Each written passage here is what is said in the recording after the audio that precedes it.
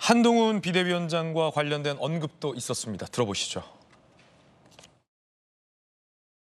그래서 최근에 통화한 적은 없고요. 저도 선거 지휘라든지 또는 공천이라든지 이런 데는 관여하지 않겠다고 했고, 그리고 뭐 가까운 사이였지만 제가 총선 끝나고 보자고 했습니다. 직접 이렇게 막 전화를 하면서 뭐 하기는 좀 우리 한동훈 위원장의 입장이 있기 때문에 그거는 좀 적절하지 않은 것 같습니다. 대통령이나 당의 대표 위치에 있는 사람이나 결국은 국가와 국민을 위해서 일을 해야 되는 입장이기 때문에 사사로운 이런 게 중요하지 않고 또 그런 거를 앞세워서 어떤 판단을 하고 이러면 안 된다고 생각합니다. 최근에 통화한 적도 없다. 쿨하게 총선 끝나고 보기로 했다라는 언급이었습니다. 그런가 하면 이 대통령실의 용산 참모들이 연이어 출마를 하고 있는 출마 러시아와 관련돼서 대통령실 후광은 없다라고 선언을 했습니다. 참모가 출마한다는 거 대통령이 막을 수는 없지만 대통령 팔아서 후광 보는 일은 없을 거다라는 발언입니다. 후광이 작용하겠습니까? 아니 뭐 언론에서 일단 가만히 안 있을 것이고 불가능하다고 보고요.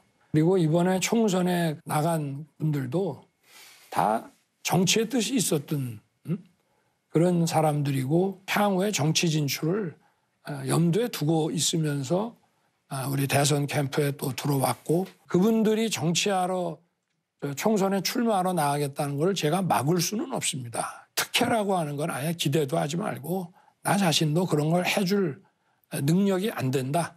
그러니까 공정하게 룰에 따라서 뛰라고 그렇게만 했습니다. 이 총선과 관련된 언급들 두 가지인데 성취훈 부의장님, 이제 한동훈 비대위원장과 관련해서 여전히 이제 신뢰관계가 확인이 됐어요. 이런 일쯤으로 한 비대위원장과 나의 어떤 신뢰관계가 뭔가 틀어지지 않을 거다라는 시사도 있었던 것 같고 총선은 알아서 하라. 총선 끝나고 연락하기로 했다라고 일부러 좀 거리를 뒀다라는 것과 특히 이제 참모들이 좀 많이 출마 러시를 하고 있잖아요. 네. 그런데 이제 국민의당 그 필드에서 얘기 들어보면 참모라고 뭔가를 좀 더 챙겨주거나 하는 것은 한동훈 비대위원장 스타일상도 맞지 않다 뭐 이런 설명도 들리고 대통령의 뭐 후광 발언도 있고 어떻게 들으셨습니까? 전 후광이 작용하겠습니까? 이 발언이 어제 100분 대담 중에 유일한 유효 슈팅이 아니었나.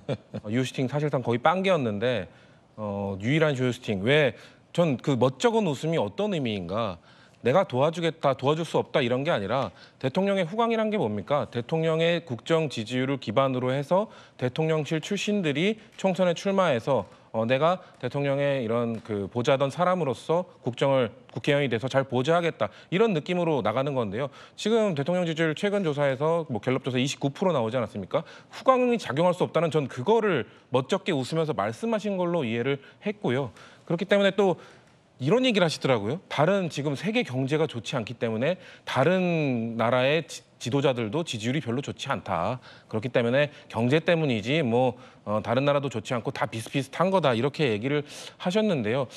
좀 그 지지율 지표를 좀 다시 보셔야 될 것 같은 게 지금 OECD 대부분의 국가가 의원내각제 국가거든요. 의원내각제 국가는 국정 지지도 50% 이하로 떨어지면 불신임합니다. 그게 무슨 의미인지 아실 거라고 생각하고요. 국민들의 눈높이를 전혀 못 맞추는 대담을 하셨고 저는 좀 제가 김건희 여사 달라서 좀 매정하게 말씀을 드릴 수밖에 없는 것 같은데 각본도 없었지만 근본도 없었다고 생각합니다. 왜 근본이 없었냐? 대담이라 함은 국가 지도자가 대담을 갖는다. 국민과 소통을 한다 함은 하고 싶은 얘기를 하는 게 아니라 듣고 싶은 얘기를 해줘야 되는 겁니다. 근데 하고 싶은 얘기만 잔뜩 하시고 국민들이 정말 듣고 싶었던 이야기에 대해서는 정말 쪼만하게 하신 거에 대해서 이게 과연 국민들이 이거 소통으로 느끼셨을까? 저는 이 100분 동안 거의 유효 슈팅 한 개만 날리면서 백패스만 날리는 대한민국호의 수장을 보면서 이틀 연속 국민들이 너무 답답해 하셨을 것 같다. 그렇게 봤습니다. 야당에서 이 대통령 회담과 관련된 비판 성명이 나왔습니다. 권칠승 대변인입니다. 보든지 말든지 소통의 흔적만 남기자는 게 국민 소통인가? 소통의 방식만으로도 국민 소통을 거부하는 대통령의 오기다라고 강한 비판 나왔는데 당에서 송 변호사님, 야당의 비판이 상당히 좀 매정하다. 국민의힘 입장에서는 이런 반박도 좀 나오는 것 같은데 어떻게 보십니까?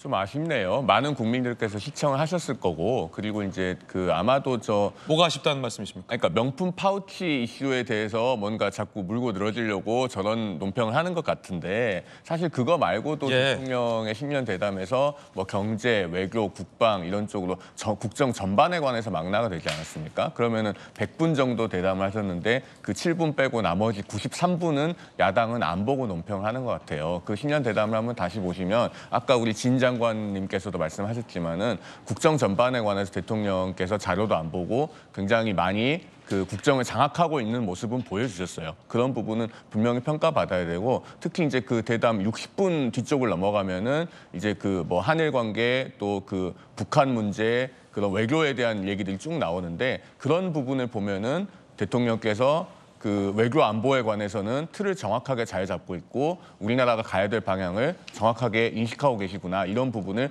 확실하게 느낄 수 있는 대목들이 있습니다. 알겠습니다. 야당에서 그런 부분도 좀 균형 있게 보면 좋겠습니다. 예. 자, 이번엔 본격적인 어제 양당의 대표와 관련된 이야기도 넘어가겠습니다. 한동훈 비대위원장이 관훈 클럽에서 어제 토론회에 참여를 했고요. 이재명 대표는 국민의힘도 위성정당을 만드는데 왜 우리만 비판하냐라고 일종의 억울함을 호소했습니다. 그걸 몰라서 묻는 건지 알면서 묻는 건지 이야기 나눠보죠.